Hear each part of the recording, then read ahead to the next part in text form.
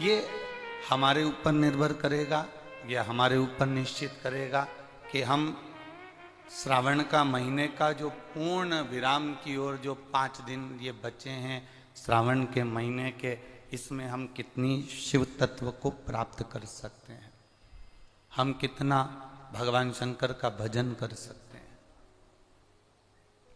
हम कितनी शिव की स्तुति कर सकते हैं।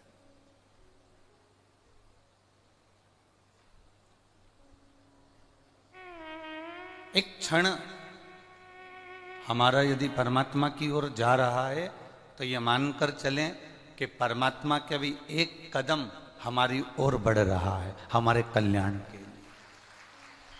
आप जितना क्षण, जितना पल, जितनी घड़ी, जितना समय, जितने घंटे, जितना समय, 1 मिनट, 2 मिनट, 15 मिनट, 20 मिनट, आधा घंटा, 1 घंटा, आप जितना समय परमात्मा की ओर बढ़ रहे हो, जा रहे हो, उनको दे रहे हो, उतना अनुभव करिएगा कि जितना समय आप परमात्मा को दे रहे हो उतना परमात्मा आपके नज़दीक आते चले जा रहे हैं, भगवान आपके करीब आते चले जा रहे हैं और आपका कल्याण निश्चित है। ये मानकर चलिए।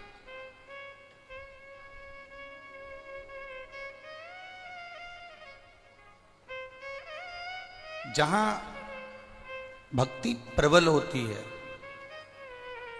जहां पर भक्ति का एक आनंद प्रबल होता है, जहां पर विश्वास और भक्ति का एक आनंद प्रखर होने लगता है, बस वहीं पर जहां भक्ति प्रबल हुई, विश्वास प्रबल हुआ, भरोसा दृढ़ हुआ, वहां शिव को आने में देरी नहीं होती।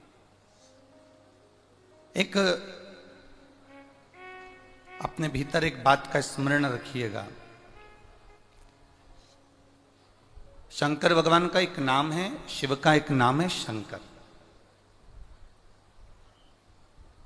हम उनको शंकर कहते हैं। शंकर का मतलब जानते हो आप लोग? हम कहते हैं कि कुबेरेश्वर धाम सीहोर की धरा, कुबेर भंडारी की भूमि कंकर शंकर की भूमि है। आप लोग भी कहते हो कंकर शंकर है। शंकर का मतलब क्या होता है? शंकर का मूल नाम का अर्थ क्या है?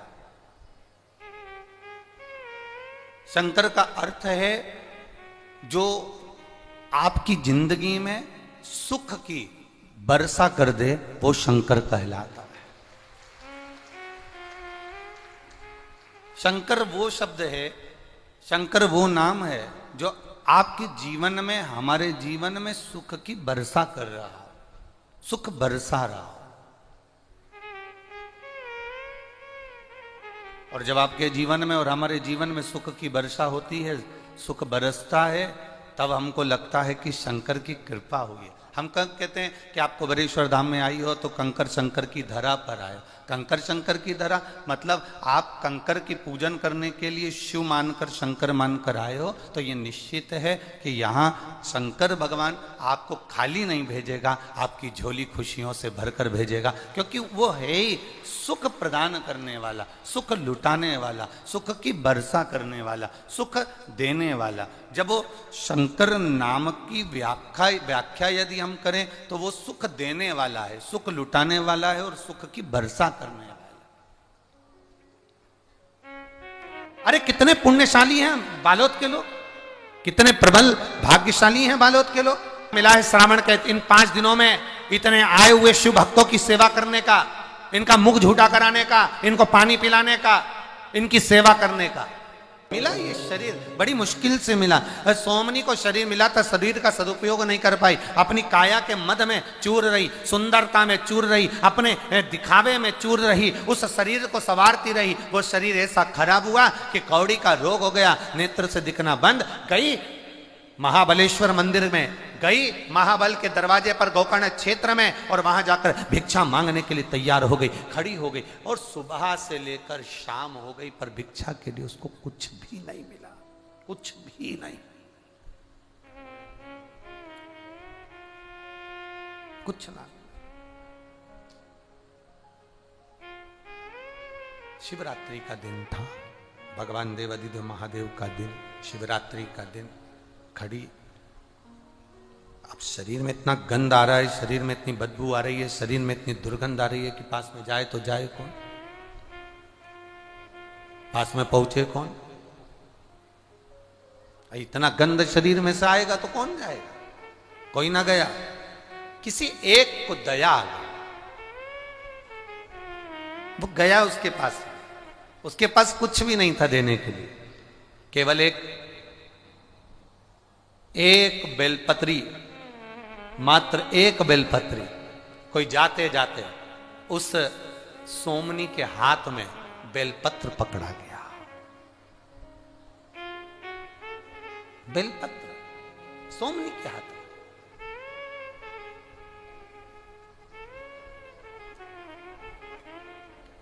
पूर्व जन्म में जिसने 1000 गौ माता का दान करा होता है, 1000 गौ माता का दान किया होता है, बेलपत्री का वृक्ष उसके घर में लगा हुआ होता है।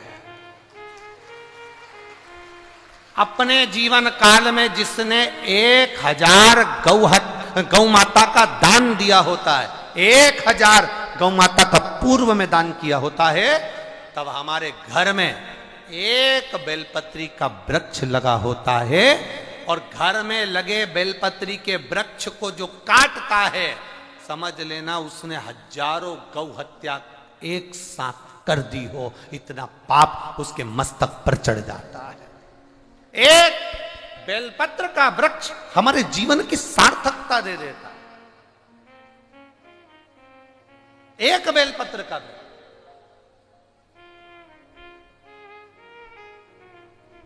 विष्णु पुराण को पढ़िएगा, कभी मौका मिले तो लिंग पुराण को पढ़िएगा, कभी मौका मिले तो गीता प्रेस गोरखपुर के शिव महापुराण को पढ़िएगा, कभी मौका मिले तो स्कंद पुराण को बड़े आनंद के साथ में पढ़िएगा, कभी मौका मिले तो देवी भागवत पढ़िएगा। उसमें लिखा है एक बेलपत्री अगर कोई देवादिदेव महादेव को समर्पित कर देता है, या एक बेलपत्री कोई दुखी है और उसको भी अगर वो दान में एक बेलपत्र दे देता है, तो शिव महापुराण की कथा कहती है आधा किलो सोने के सिंहासन पर शालिग्राम भगवान को सोने से श्रृंगार कर कर दान करने का जो पुण्य मिलता है, वो एक बेलपत्र दान करने से प्राप्त हो जाता है। मात्र एक बेलपत्र।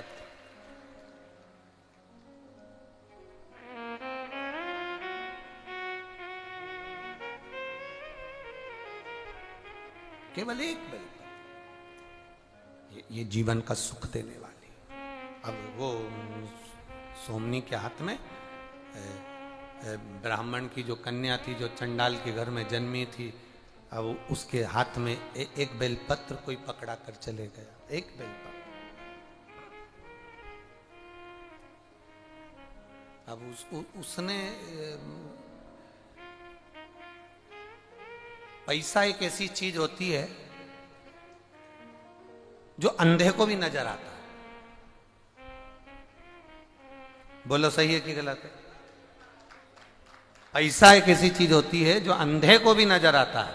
आप पैसा और एक पड़ा हुआ कागज का टुकड़ा, एक जैसी कटिंग करना कागज के टुकड़े की, बिल्कुल पैसे जैसी, और किसी अंधे व्यक्ति को वो कागज का टुकड़ा पकड़ा देना, तो वो कह देगा मेरे को बेवकूफ समझता है, तो मुझे कागज का टुकड़ा दे रहा है, तो मुझे बेवकूफ समझता है।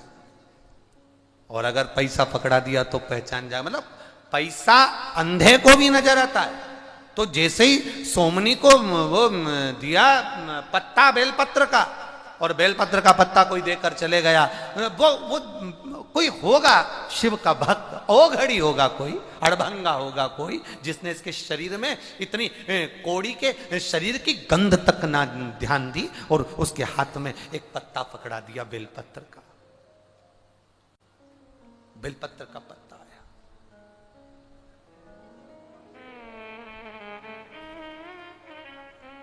सोमनी मन में सोची कोई पैसे देकर गया होगा, कोई धन देकर गया होगा, कुछ खाने का देकर गया होगा, कोई कपड़ा देकर गया होगा, कोई वस्त्र देकर गया होगा। सोमनी ने विचार करा, जरा देखो। सोमनी ने जो उसको हाथ में लिया तो वो पत्ता जो था उसको नहीं मालूम कि ये बेलपत्र का है कि काय का, उसने तो बस पत्ते का स्पर्श करा। बताओ, मेरे को बेवकूफ बनाकर चले गया, कुछ भी ना दिया, ना खाने का दिया, ना ओढ़ने का दिया, ना पहनने का दिया, पत्ते को उठाकर फेंक दिया। वो बेलपत्र का पत्ता फेंका उस सोमनी, और बेलपत्र का पत्ता फेंक कर सोमनी लड़खड़ाती, ठोकरे खाती अपने घर की ओर जाने लगी। दिन भर शिवरात्रि का निकल गया, रात भर निकल गया, इसको ना भोजन मिला, ना रात को ये सो सकी, क्योंकि रात भर चलती चलती अपने घर की ओर चले जा रही है, भटक रही है। इसको नहीं मालूम कि आज शिवरात्रि है। और वो पत्ता जो इसने पटका था, हवा तेज चढ़ गई, और हवा जो चली तो वो पत्ता उड़ते उड़ते महाबलेश्वर के शिवलिंग पर जाकर गिर गया। शिवलिंग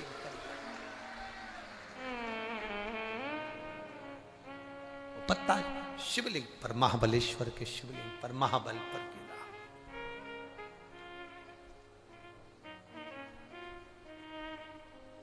सुबह का ब्रह्म मुहूर्त था। सोमनी ठोकर खाकर जमीन पर गिरी थी। कौड़ी शरीर था, आंख से अंधी थी, रोगग्रस्त थी। प्राण छूट गए। प्राण छूटे तो मेरे देवाधिदेव महादेव नंदी लेकर उसके लिए खड़े थे। नंदी लेकर, मेरे महादेव नंदी लेकर उसके सामने खड़े थे। नंदी लेकर, जब नंदी लेकर मेरे देवाधिदेव महादेव उसके सम्मुख खड़े, नंदी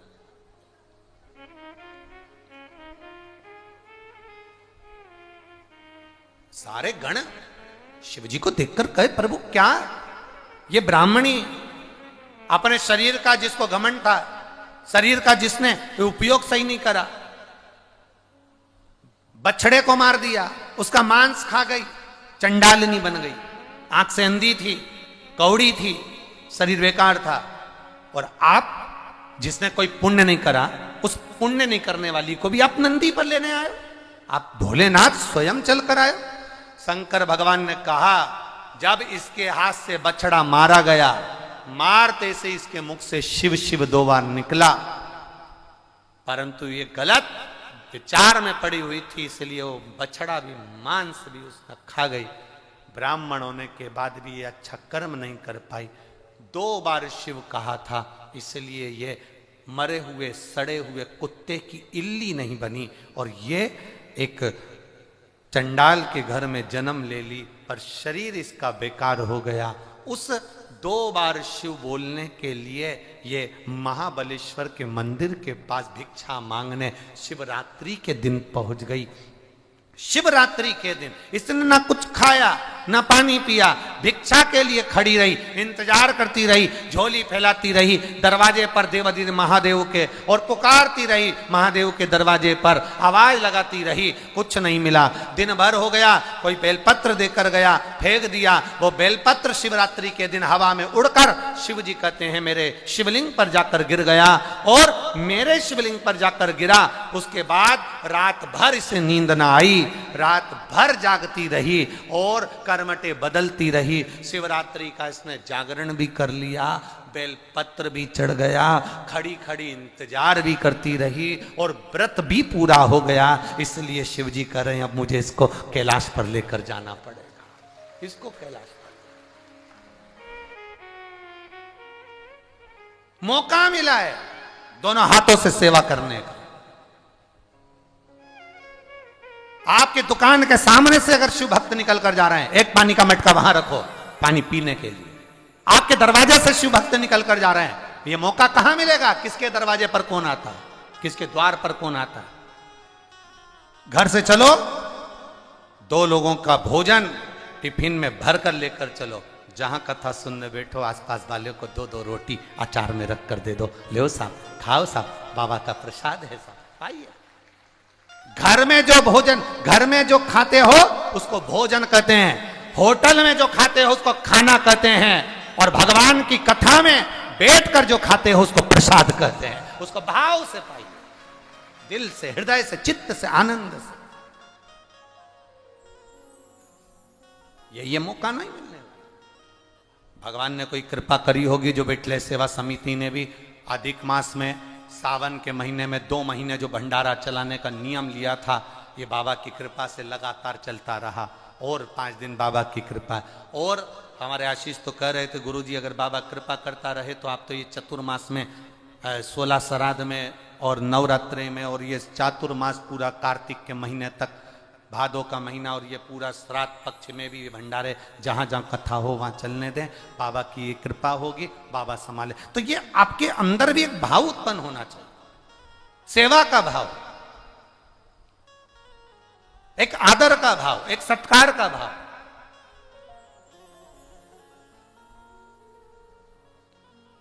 भक्ति के साथ में शिव की शक्ति अपने आप आ ही जाती है। भक्ति के साथ आप करो सेवा, आप करो भगवान का भजन, आप करो उसके कीर्तन। सोमनी ने हाथ से बेलपत्र फेंक दिया, फेंका हुआ बेलपत्र उड़ते उड़ते पहुंच गया, फेंका हुआ बेलपत्र उड़ते हुए पहुंच गया। और मेरा तो केवल इतना सा निवेदन है, आप मोतीचूर के लड्डू बांटो ना बांटो, पर इतना सा निवेदन है कि कोई बुजुर्ग अगर आ रहा है और बहुत बूढ़ा है और उसका मन है कथा में आने का, तो मेरा प्रशासन से निवेदन है उनकी गाड़ी थोड़ी अंदर तक आ जाने देना। बस इतना सा निवेदन करूंगा मैं। कोई बुजुर्ग, बहुत बुजुर्ग नहीं चल पा रहा, नहीं बन रहा उससे चलते हुए, तो उस कोई से कह देना, ये बुजुर्ग माता को लेके जा, पंडाल तक छोड़, कथा के पंडाल तक लेकर जा। और नवयुवक बेटों से निवेदन करूंगा, तुम्हारी मोटरसाइकिल, तुम दिन भर भुड़ भुड़ करते हो 100 रुपए का डीजल पेट्रोल डलवाकर, आपसे निवेदन करूंगा आपकी मोटरसाइकिल का प्रयोग करिए। बड़ी गाड़ी अगर अंदर तक ना आए तो आपकी मोटरसाइकिल से बुजुर्गों को पंडाल तक छोड़ने का प्रयास करिए। तुम्हारा दिया गया, तुम्हारा करा गया, तुम्हारा दान, भजन, कीर्तन, स्मरण खाली नहीं जाएगा। ये बाबा जब झोली भरेगा ना तो मालूम भी नहीं पड़ेगा कि 3 महीने में कितना देकर भेज देगा। ये तो पत्रों में, ये इतना पत्र है, इतना पत्र है पहले दिन कि हम क्या वर्णन करें। इसमें अगर पत्र को पढ़ोगे तो तिल्दा, ये शिव तत्व की प्राप्ति है, ये शंकर औघड़ी है। क्या देगा, क्या करेगा, किसी को नहीं मालूम।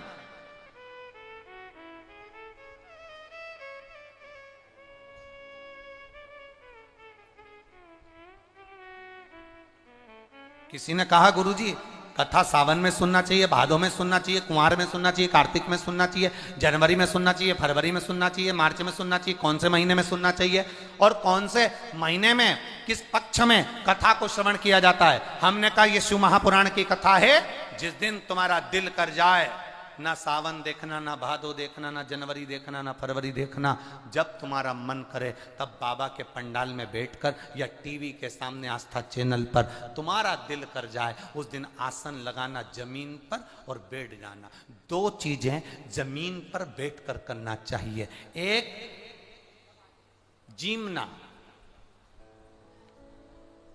जीमना जानते हो, बोलो जम के बोलो जरा। एक जीमन जमीन पर बैठकर करो और एक भजन जमीन पर बैठकर करो। 2 चीजें जमीन पर बैठकर करो। एक जीवन, भोजन करने बैठो तो जमीन पर बैठकर करना, और भजन करने बैठो तो जमीन पर बैठकर करना। आसन लगाओ, जमीन पर बैठो और भजन करिए। आसन लगाओ, जमीन पर बैठो और भोजन करिए। 2 चीजें जमीन पर बैठकर करना। क्या होगा उससे, क्या फल मिलेगा उससे, कर कर देखिएगा। केवल जिसको शुगर हो, और शुगर जिसके शरीर में है, उसको नियम बना लेना चाहिए कि मैं कुर्सी पर, टेबल पर बैठकर नहीं खाऊंगा, मेरे शरीर में कष्ट है बहू, एक काम कर, जमीन पर एक मोटा सा आसन लगा दे, मैं धीरे से बैठूंगा, वहां बैठकर मैं खाऊंगा। भोजन करो, और भोजन करने के पहले एक बेलपत्र शिव पर चढ़ी हुई, और भोजन करने के बाद एक बेलपत्र शिव पर चढ़ी हुई। केवल 3-4 दिन खाकर देखो, और शुगर का लेवल जांच करवाना, वो लेवल में मिलेगी आपको। भोजन जमीन पर बैठकर करा जाए, भजन जमीन पर बैठकर करा जाए। जमीन का तत्व हमारे शरीर में होगा तो हमारे जीवन के रोगों को समाप्त करेगा। आजकल तो घर में भी तो बाइयों चप्पल पहने देवी होन, घर में भी चप्पल पहन रही हैं, रसोई घर में चप्पल, हाल में चप्पल, खुद के कमरे में चप्पल, वॉशरूम जाए तो चप्पल। जमीन का तत्व तो शरीर से लग ही नहीं पा रहा, नहीं लग रहा, इसीलिए ब्लड प्रेशर, शुगर, थायराइड, आंखों में चश्मा।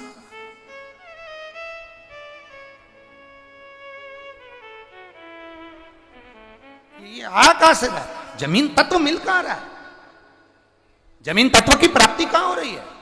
घर में भोजनशाला में देखो तो चप्पल, घर में घूम रहे हो तो चप्पल, बाथरूम जाओ तो चप्पल, घर के बाहर गए तो चप्पल। जमीन मिली कहां? बस पलंग से उतरे सामने चप्पल। कई तो ऐसे भी हैं कि मंदिर में जाने के लिए भी ऊन की और उसकी कपड़े की चप्पल बना के रखी, वहां भी चप्पल। अब विचार करिए,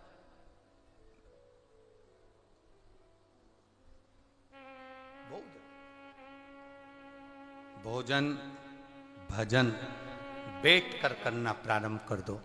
जब तुम बैठ कर करोगे, थोड़ा सा तुम्हें भले लगेगा कि गुरुजी मेरे को तो डॉक्टर ने कुर्सी पर बैठने का बोला है, मेरे शरीर में कष्ट है, मेरे शरीर में रोग है। देखो, अगर तुम अंदर से बलवान हो ना, अंदर से अगर बलवान हो ना, तो बड़े से बड़े रोग को हराने की सामर्थ्यता तुम्हारे अंदर है। और अगर तुम अंदर से बलवान नहीं हो तो रोग तुम्हें घेरता चले जाएगा। अंदर से बलवान हो गया ना, शरीर में कष्ट आ गया, तकलीफ आ गई शरीर के अंदर, रोग आ गया शरीर के अंदर, कष्ट आ गया, कोई बड़ी बीमारी भी दिख रही है कि शरीर के अंदर आ गई, थोड़ा दिन दुर्वा को लाइए। क्या लाओगे? जम के बोलो जरा। दुर्वा, दुर्वा देखिए सब लोगों ने, दुर्वा, दुर्वा के नीचे का जो भाग होता है, जब आप दुर्वा तोड़ेंगे तो ऊपर हरा हरापन रहेगा, नीचे थोड़ा थोड़ा हल्का हल्का सा पीलापन रहेगा, सफेदपन रहेगा, रहता है उसमें। दुर्वा को तोड़ते हैं तो जब दुर्वा आप लेकर जाएं, देवादिदेव महादेव की अशोक सुंदरी वाली जो जगह है, उस अशोक सुंदरी वाली जगह पर 7 दुर्वा का बल आप अशोक सुंदरी वाली जगह पर किसी भी सोमवार को समर्पित करें और उस दुर्वा को उठा कर लिया। 7 दुर्वा 7 दिन तक उसको गीले कपड़े के अंदर अच्छी दबा के रख लें, और 7 दिन एक दुर्वा प्रतिदिन खाली पेट उसको खाना चबा चबा कर प्रारंभ करिए। शरीर में अगर कमर में भी दर्द है, घुटने में भी दर्द है, और पीठ में कंधे के पास अगर दर्द है, 7 दिन खाकर देखना, धीरे धीरे धीरे धीरे वो दर्द अपने आप समाप्त होना चालू हो जाएगा। वो दुर्वा का आनंद हमारे जीवन में, क्योंकि भूमि तत्व को हमें मिल रहा है, भूमि तत्व से हमें प्राप्त हो, हम छोड़ दिए। ना हमारा भजन जमीन पर है, ना हमारा भोजन जमीन पर है, हम छोड़।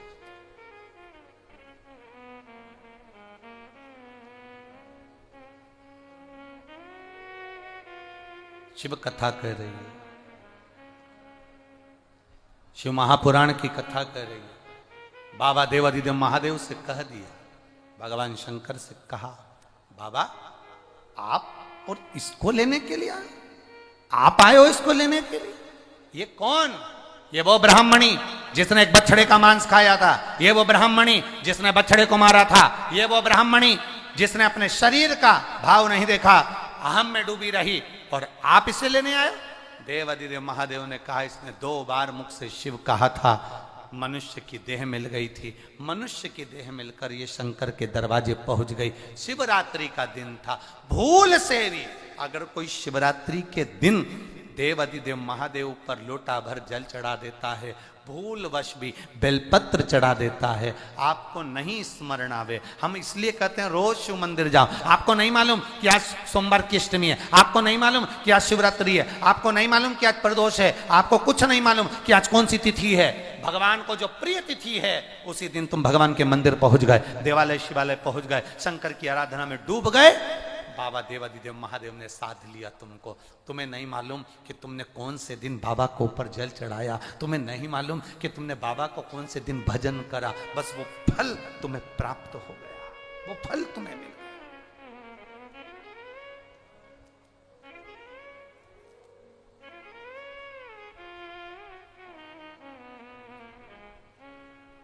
सोमनी के लिए नंदी तैयार है।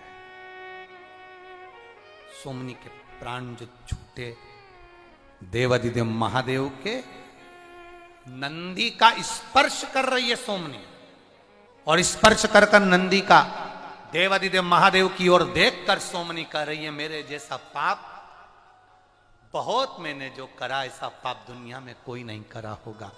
भोलेनाथ आप मुझे लेने के लिए आए, मेरे जैसे पापी जीव को, मेरे जैसे पाप करने वाले जीव को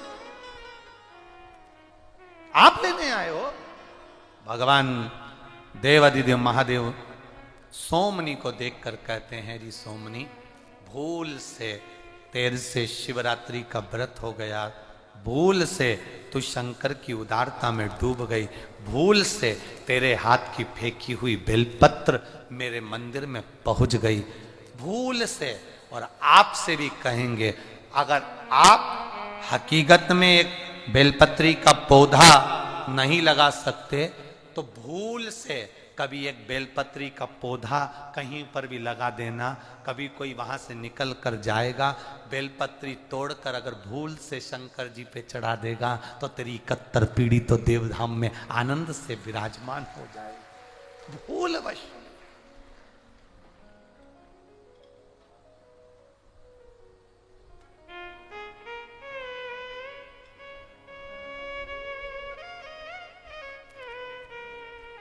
कि ये शिव तत्व को पहचाना जाए। इसरो द्वारा, इसरो के वैज्ञानिकों द्वारा चंद्रयान 3 को चंद्रमा पर भेजा गया, दक्षिण सतह पर। उस इसरो के वैज्ञानिकों के जो सचिव हैं उनसे पूछा गया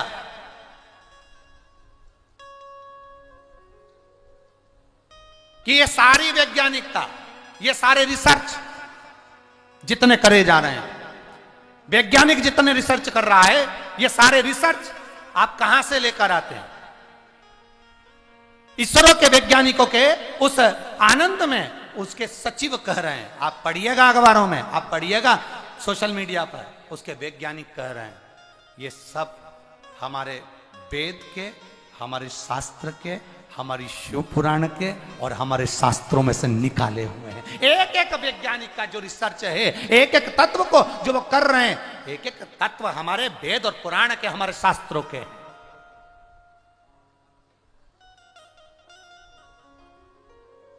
कैसे नकार दे दो। लोग कहते हैं सियोर वाला महाराज तो बस टोटका बता देता है, टोटके का महाराज है। तो तुम जो समझो, तुम जो समझो, हम टोटका वाला समझो चाहे फोकटा वाला समझो, तुम्हारी मर्जी हो वो समझो, पर इतना जरूर करना कि ये टोटके वाला महाराज अगर टोटका भी बता दे तो कर तो लो, कर लोगे तो तुम इतर जाओगे। बहुत है उतना, मंदिर तक तो जाओगे ना, शिवालय तक तो जाओगे ना। जब सोमनी के हाथ की बेलपत्र फेंकी हुई शंकर जी के पास उड़ के चली गई और उसको कैलाश मिल गया, तो तुम टोटका समझकर भी अगर शंकर के दरवाजे चले गए तो कैलाश चले जाओगे। हो गया कल्याण उतने में, बस बहुत है। करना क्या है उसके, तुम जाओ तो उसकी चौखट पर पहुंचो, तो उसके दरवाजे तक जाओ तो।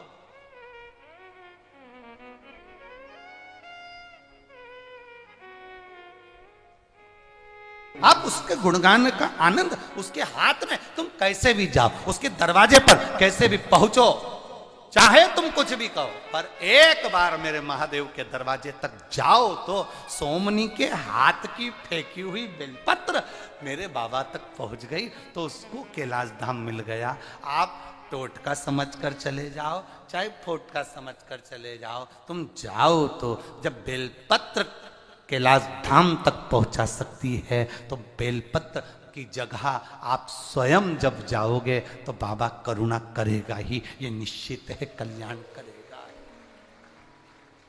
करेगा।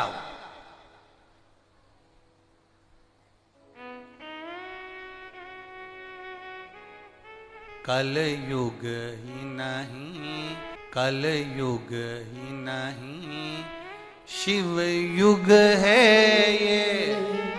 कौन सा युग? कल युग नहीं है, शिव युग है। गया कलयुग। आज एक एक गांव में, नगर नगर में, शहर शहर में, मोहल्ले मोहल्ले में, क्षेत्र क्षेत्र में, कॉलोनियों में, सोसाइटियों में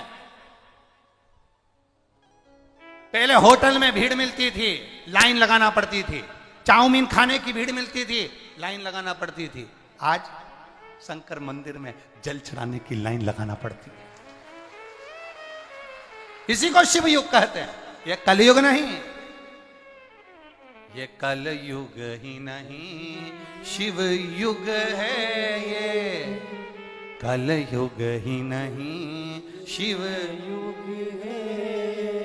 भगतों का दुखड़ा काटन है, भगतों का दुखड़ा। ये शिव युग है, जिस युग में हम देवादिदेव महादेव को पाने के लिए लाइन लगाकर खड़े हैं, जिसको पाने के लिए हम जल लेकर खड़े हैं, जिसको पाने के लिए हम बेलपत्र लेकर खड़े हैं। आज तक कौन खड़ा हुआ है साहब? शंकर जी भी फ्री बैठे रहते थे, लोग आराम से चले जाते थे, लोटा भर के चढ़ा जाते थे। आज के जमाने में शंकर जी सबसे व्यस्त, सबसे व्यस्त। पार्वती जी से भी बात नहीं कर पा रहे, इतनी व्यस्तता है उनकी। भोलेनाथ, पार्वती जी तो 3-4 बार बोल चुकी, नवरात्रे आ रहे हैं, हमें थोड़ा सा डर लगा हुआ है। शंकर जी बोले कौन सा? नवरात्रे में, अब की बार नवरात्रे में हमको देखेंगे भी कि नहीं देखेंगे? सब तुम्हारे में ही लगे हुए हैं, टेंशन है। एक दिन गणेश जी ने भी कह दिया भोलेनाथ जी से, पिताजी बोले क्या? हम भी आने वाले हैं, टेंशन है। जब कोई भारी पार्टी दिखती है तो बाकी की पार्टियां टेंशन में आ जाती हैं, टेंशन है। तो पिताजी बोले क्या करें? तो अब इतने में शंकर भगवान ने बोला चिंता मत करो, जितनी भी मूर्तियां गणेश जी पृथ्वी पर तुम्हारी अब की बार बनेगी, उसके साथ शंकर जी साथ रहेंगे। शंकर जी की भी मूर्ति गणेश जी के साथ सब बिठाए, सब जगह जगह शिव है, गणेश है, सब। कहा? चारों तरफ। कल काम नहीं छोड़ता, काम करते करते भगवान का नाम ले लेता है।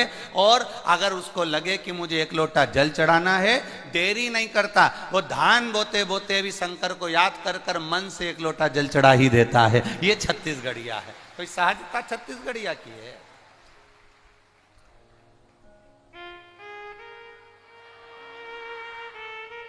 बोल बम का नारा है, बहुत बढ़िया, कल्याण तुम्हारा है। हो इतना धीमा बोल रहे हो गया कल्याण फिर तो तुम्हारा है। बोल बम का नारा है। ये शिव तत्व को प्राप्त करने की एक ललकता हमारे भीतर हो, हमारे अंदर उत्पन्न हो। ये हमारे ऊपर निर्भर करता है कि हम किस तरह से कथा को अपने अंदर उतारें, हम किस तरह से समझें। एक ब्यूटी पार्लर वाली जीजी ने एक अच्छी बेचारी बई आई थी लड़की, उसको तैयार करा। उसका वो क्या बोलते हैं, बहुत सारा हल्दी चंदन लगा लगा के लेपन करके फेस वॉश नहीं, फेसियल, हाँ अच्छे बोले हो। और जीजी उन तो बोले नहीं, पहले भैया बोल दिए हो, भैया बोल दिए फेसियल करा। अब उसका फेसियल करा तो वो एकदम चमक गई, जोरदार। उसने चमकते से ही कहा पार्लर वाली से, कितने साल से तुम्हारा पार्लर चल रहा है? उसने कहा 22 साल से। पर दिख तो नया रहा। नहीं, इसको खोला तो मैंने अभी 1.5 महीने पहले। अच्छा, पहली ग्राहक आप ही है। अच्छा, तो 22 साल से क्या करती थी? कुछ नहीं, 8 घर में जाती थी, बर्तन मांज के आती थी। सारे बर्तन इतने जोरदार चमकते थे, हमारी मालकिन हमेशा कहती थी तू बहुत जोरदार चमकाती है, कभी तो जिंदगी में एक आध पार्लर खोल लेगी ना तो सबके मुंडा को चमका देगी। बस पहली बार खोला और तुम्हारा चेहरा ऐसा चमकाया, तुम्हें कैसा लग रहा है? उसने कहा बताओ मैं क्या बर्तन जो तूने मुझे चमका दिया? तो ये जो समझना है हमारी बुद्धि से, हमारे विवेक से, ये जरूरी नहीं कि आप भगवान को ऊपर से रिझाओ। ये जरूरी नहीं कि हम भगवान को ऊपर से अपने चेहरा दिखाकर भगवान को रिझाया जाए। शिव महापुराण की कथा कहती है, जिस दिन दिल से आनंद के साथ आप देवाधिदेव महादेव को रिझाने का प्रयास करोगे, बाबा आपका ऊपर का पहनावा नहीं देखेगा, ऊपर का चेहरा नहीं देखेगा, और बाबा आपका हो जाएगा और आप बाबा के हो जाओ। बाबा आपके हो गए, आप बाबा के हो गए। मत दिखावा नहीं है मेरे शिव के पास में, उनके पास में दिखावे का काम है ही नहीं।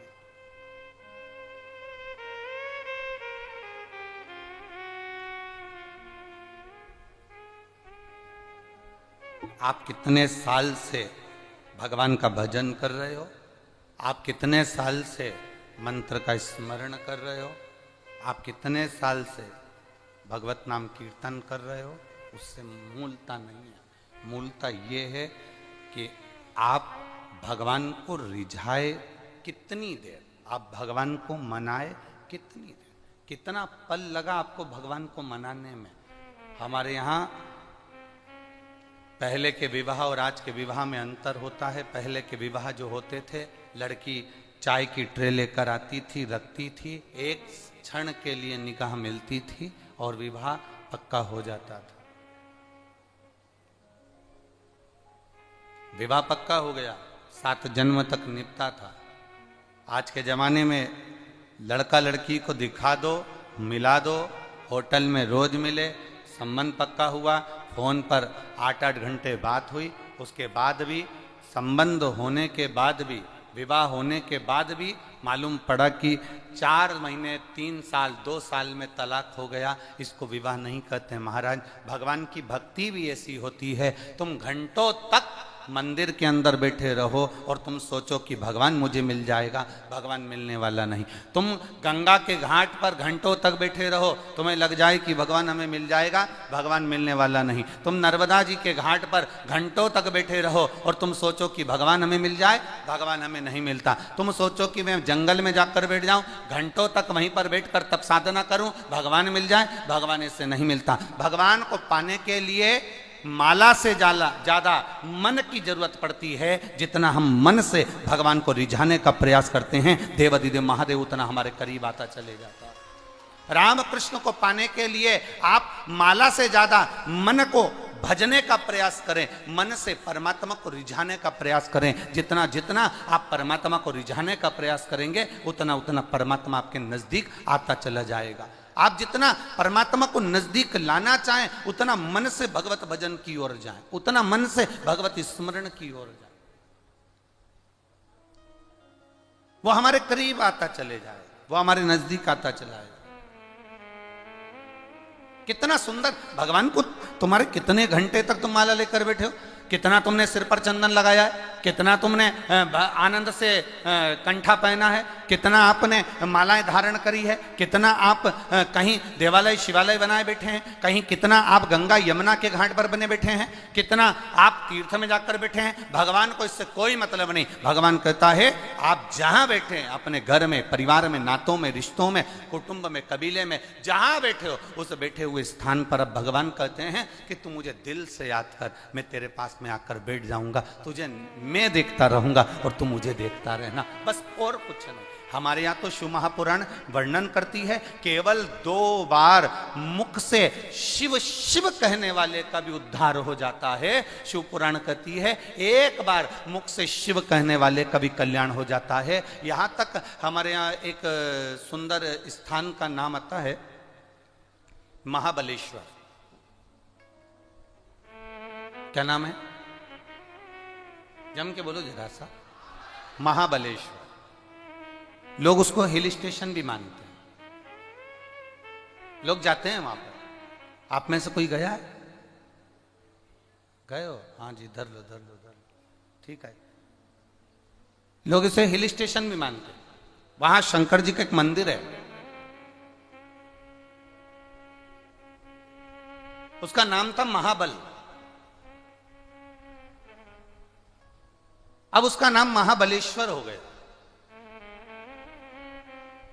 कभी स्मरण किया आपने कि महाबलेश्वर, महाबल, ये मंदिर जहां भगवान शिव विराजमान है, ये शंकर भगवान का एक अविरल शिवलिंग, सारे लिंगों से आनंद देने वाला राजलिंग माना जाता है। उसको हमारे यहां महाबलेश्वर कहा जाता है, महाबल कहा जाता है। आखिर उस शिवलिंग में ऐसा है क्या?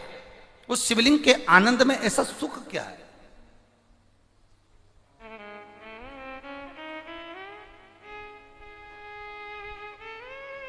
एक ब्राह्मण की एक बेटी थी जिसका नाम था सोमनी। बड़ी सुंदर थी, उसके चेहरे पर एक आकर्षण था, केश लंबे, मुखाग्रविंद सुंदर, स्वरूप सुंदर। ब्राह्मण ने सोचा कि मेरी बेटी बड़ी हो गई है, अब इसका विवाह कर देना चाहिए। अब ब्राह्मण ने विचार कर कर उस सोमनी का विवाह एक ब्राह्मण बालक से कर दिया। बालक भी बड़ा सुंदर था, बड़ा आकर्षण था उस बालक के चेहरे।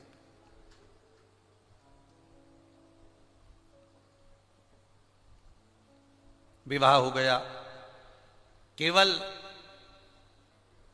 3 वर्ष निकले थे, केवल 3 वर्ष। और 3 वर्ष निकलने पर ब्राह्मण को एक रोग लग गया। सोमनी के पति को एक रोग लग गया और सोमनी का पति वो रोग के कारणवश अपने प्राणों को त्याग दिया, मर गया, उसके प्राण छूट गए।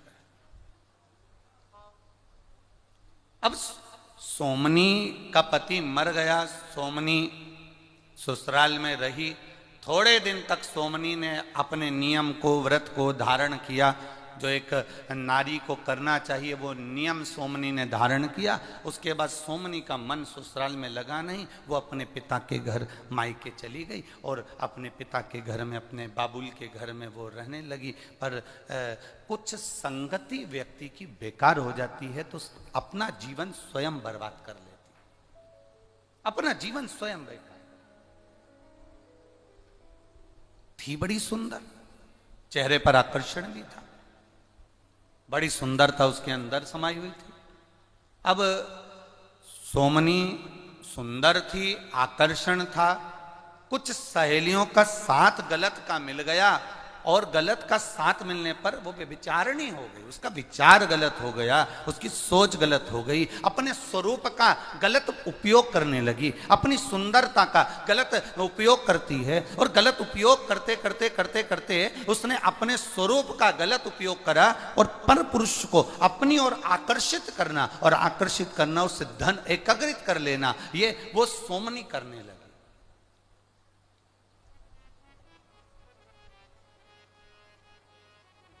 वो सोमनी कर रही। एक विचार अपने अंदर उतार कर रखिएगा मेरी जीजियों, एक विचार अपने अंदर उतार कर रखना मेरी बहनों। अपने अंदर एक विचार को लेकर बैठना कि हमारी सुंदरता, हमारा स्वरूप, हमारी देह, हमारा शरीर, हमारी सुंदरता, शिव पुराण कहती है ये किसी को लूटने के लिए या किसी को बर्बाद करने के लिए नहीं, हमारी सुंदरता भगवान के भजन के लिए प्राप्त होती है, भगवती स्मरण के लिए प्राप्त होती है।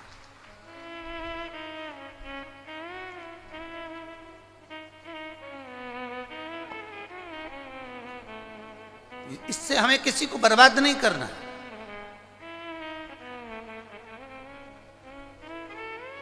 इस सुंदरता से हमें किसी को नष्ट नहीं करना।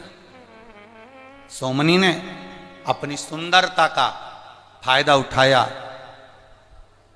पर पुरुष गमन करने लगी। समय आया, नगर के लोगों ने, गांव के लोगों ने सोचा ये नारी ठीक नहीं है, ये श्रेष्ठ नहीं है।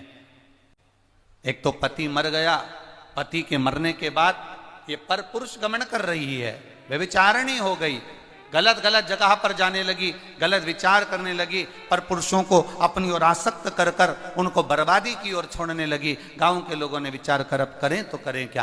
गांव के लोगों ने ब्राह्मण से कहा आपकी बेटी के लिए हम क्या कहें, पिता का दोष क्या होगा उसमें, ये संगत का दोष होता है। गलत संगति अगर हमें मिली है तो उसका दोष हमारे ऊपर आ ही जाता है।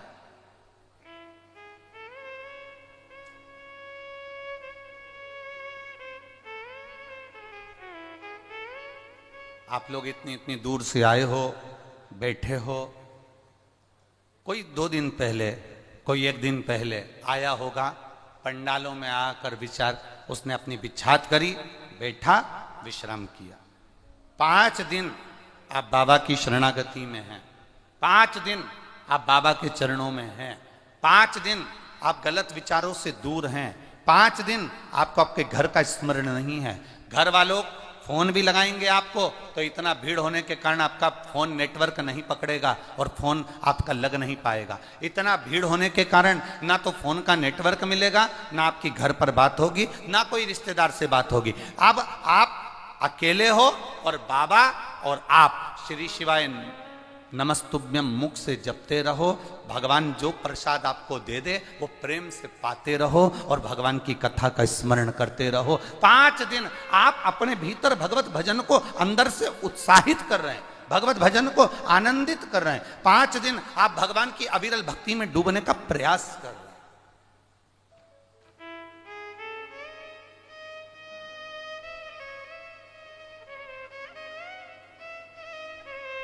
वो कहे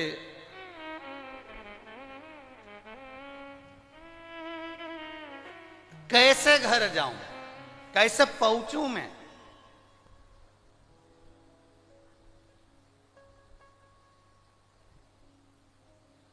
जब नैन लड़ गए भगवान से, अब मन नहीं लगता। अरे घर जाऊं तो मुझे गर्मी लगत है। अब बोलो, यहां इतनी धूप पड़ रही है, तुम लोगों को गर्मी लग रही है? बोलो बोलो, जम के बोलो जरा। अरे घर जाऊं तो मुझे गर्मी लगत है, यहाँ पंखा चल रहा भोले का, मैं जाऊं अब करूं क्या जाकर मैं, जब यहाँ स्वयं मेरा शिव थोड़ी थोड़ी देर में। शंकर की उदारता क्या है, शिव कथा का आनंद क्या है। आप बैठे हो थोड़ी देर, आपका मन जब तक कथा में लगा है आपको गर्मी का महसूस नहीं होगी, गर्मी का एक अंश भी आपको नहीं लगेगा। पर जैसे आपका मन उच्चिष्ट हुआ, जैसे ही मन आपका दूर हुआ, जैसे ही मन आपका कथा से दूर हुआ, वैसे ही आपको गर्मी लगना चालू हुई और आपने तुरंत पंखा झेलना प्रारंभ करा। अर्थात भगवान शिव की कथा, भगवान शंकर के एक उदारता, शिव तत्व अपने आप हमारी अग्रण्य होता है। हमें लगता है कि हमारा शिव हमारे साथ में है, हमें लगता है हमारा शंकर हमारे साथ में है, हमें लगता है हमारा शिव तत्व हमारे साथ में है। अपने विचारों से दूर हो गए। ब्राह्मण से कहा, सोमनी के पिता से कहा, सुनो तुम उस सोमनी के पिता हो, तुम सोमनी के बाबू लो, पिता हो, हमारा निवेदन आप स्वीकार करेंगे? हम आपकी बेटी को अब यहां नहीं रख सकते अपने गांव में, हम आपकी बेटी को जंगल में छोड़ना चाहते हैं। ब्राह्मण पिता ने अपनी बेटी को जब जंगल में जाने की बात सुनी, नैनों से जल बह गया पिता के, और पिता के नैनों से जल बह रहा है, पिता के नैनों से जल गिर रहा है।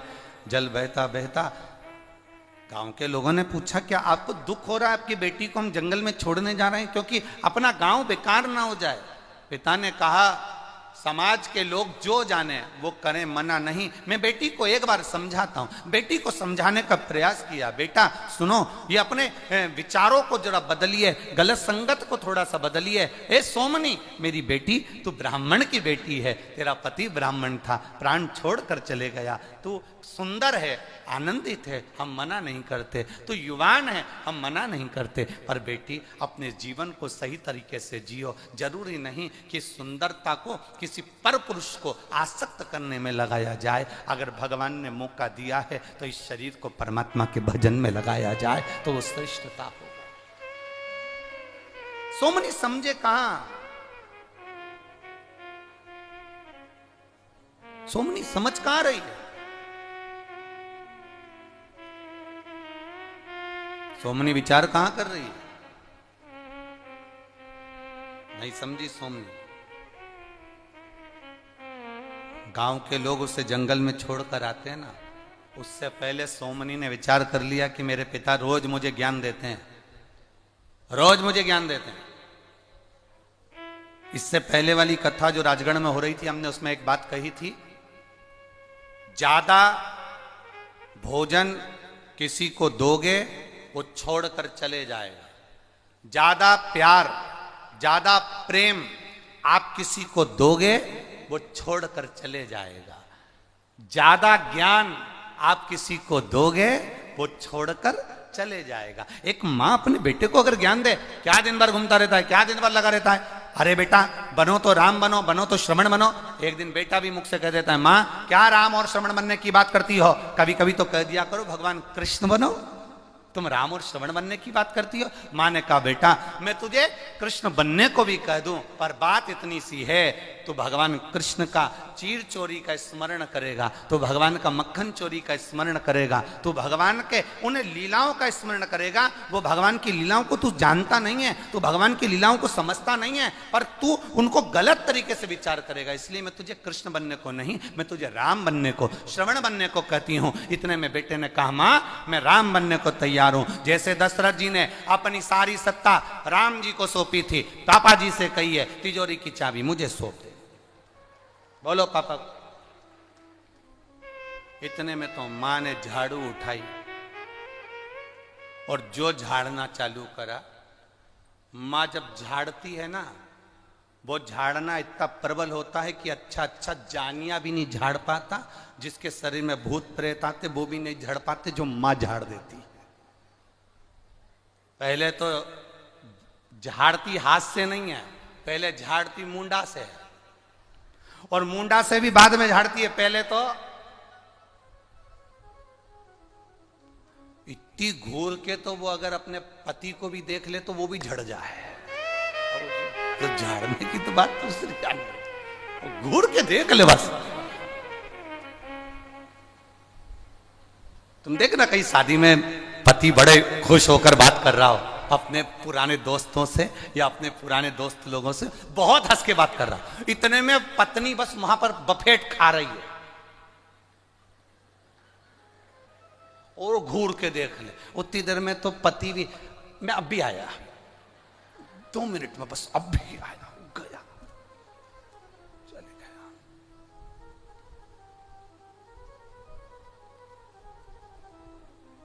कोई पूछ रहा था, गुरुजी लेडीज तो मालूम पड़ जाती है, स्त्री मालूम पड़ जाती है कि मांग भरी है तो शादी हो गई, मंगलसूत्र पहनी है शादी हो गई, पांव में बिछुड़ी पहनी है शादी हो गई। पुरुष को कैसे मालूम पड़ता है कि शादी हो गई? हमने कहा भरी सभा में सब हंस रहे हैं और वो चुप बैठा हो, समझ लेना हो गई, समझ जा, हो गई उसको, वो चुप बैठा, मौन।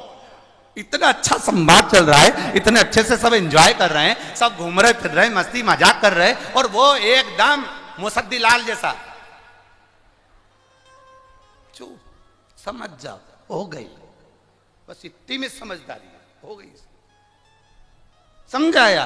अधिक अगर भोजन ज्यादा दोगे ना तो वो छोड़कर चले जाएगा। आप प्यार ज्यादा दोगे ना, प्रेम आप दीजिए, किसी को बहुत ज्यादा प्रेम दीजिए, बहुत स्नेह दीजिए, मेरा बेटा, मेरा बाबू, मेरा स्नेह, मेरा स्नेह, बहुत प्रेम दीजिए। जिसको आप ज्यादा प्रेम दोगे वही छोड़कर चले जाएगा। आधे में भोजन आधा छोड़कर चले जाते हैं ज्यादा देने पर। प्रेम ज्यादा मिले तो आदत छोड़कर चले जाते हैं प्रेम में। और ज्ञान माँ ज्यादा दे, बेटे से कहे ऐसा कर ले, वैसा कर ले, वैसा कर ले, बाबू ऐसा कर लो, भाई से कहो, किसी को ज्यादा देने का प्रयास करो, वो नहीं लेगा, नहीं लेगा। अभी अभी हम ही यहाँ पर बालोद से कहते थे कि बालोद में पूरे सावन का 1 महीना कथा होगी। अगर हम कह दें तो ये तुम जितना बैठा हो ना, उसमें से आधे से आधे सब खसक लेते कि महाराज इतना लंबा ज्ञान नहीं चाहिए हमें, तो वो 5 दिन का 7 दिन का दे दो दादा, बहुत होता है। तो ज्यादा अगर देवे तो कौन लेवे, आधा अधूरा में चले जावे।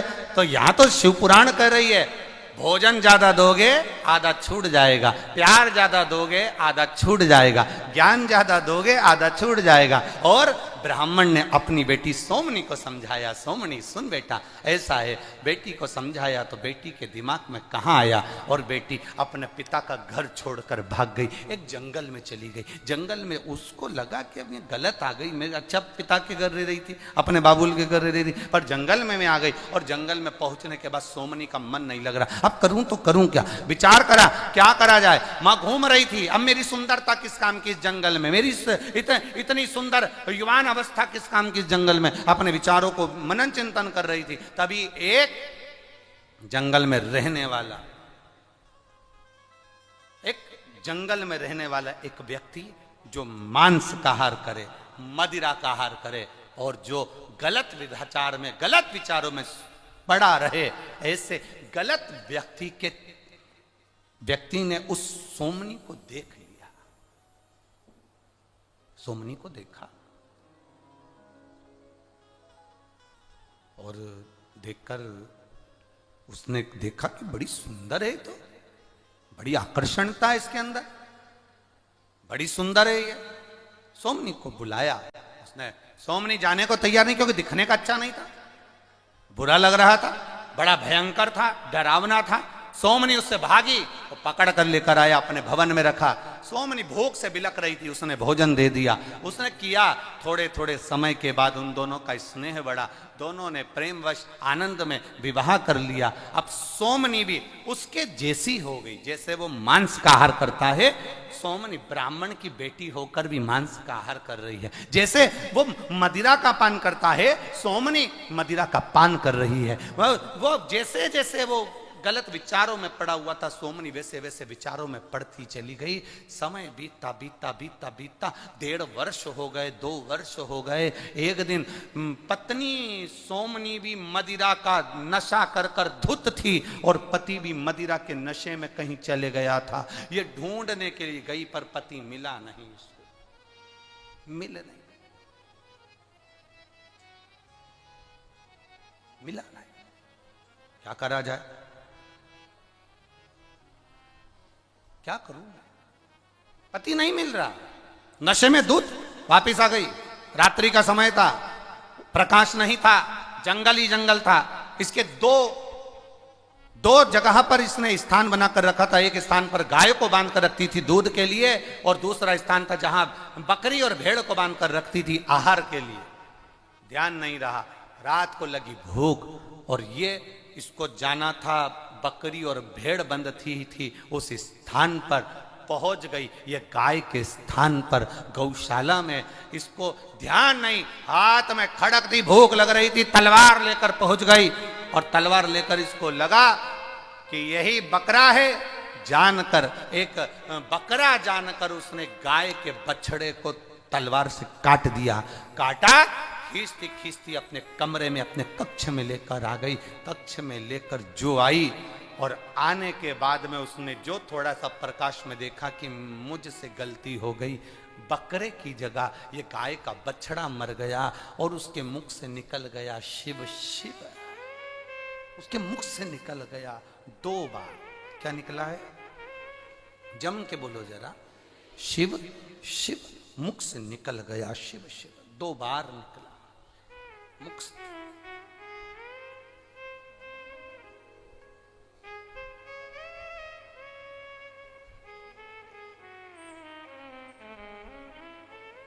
पर नशे में है, शुद्ध नहीं है। 2 बार मुख से शिव शिव निकल गया, नशे में, शुद्ध नहीं, शुद्धता नहीं है उसको बिल्कुल भी। बछड़े का ही मांस खा गई, समय बीता, 15 दिन निकले, और 15 दिन निकलने के बाद ये ढूंढने के लिए अपने पति को गई और मालूम पड़ा शरीर में एक रोग हो गया। वो रोग के कारण बस तड़प तड़प कर अपने प्राणों को त्याग दी, और प्राणों को त्यागी तो मरने के बाद एक चंडाल के घर में जन्म ले ली।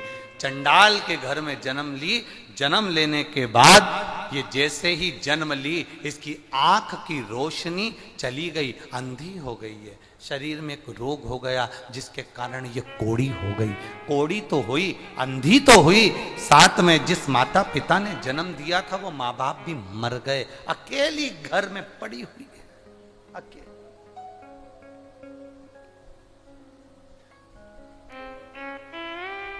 तड़प रही है, बिलख रही है।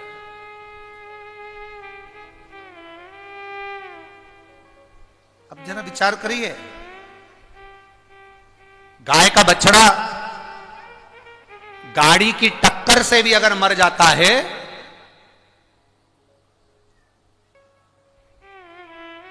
तो व्यक्ति को मरे हुए कुत्ते के अंदर जो इल्लियां पड़ती हैं उस इल्ली का जन्म लेना पड़ता है। जरा ध्यान दीजिएगा। गाय का बछड़ा, गौ माता गाय का बछड़ा, अगर मान लो गाय का बछड़ा गाड़ी के टक्कर से लग गया, गाड़ी का टक्कर हो गया, बच गया, श्वास चल रही है, मरा नहीं तो ठीक है। पर गाय का बछड़ा भी अगर गाड़ी के टक्कर लगने पर अगर मर जाता है, प्राण छूट गए, तो जो कुत्ता सड़ा, मरने के बाद जब सड़ता है, मरने के बाद जब सड़ता रहता है, उसके सड़ने पर जो कीड़े पड़ जाते हैं, जो इल्ली पड़ जाती है, उस मरे हुए कुत्ता जब सड़ता है तो उसके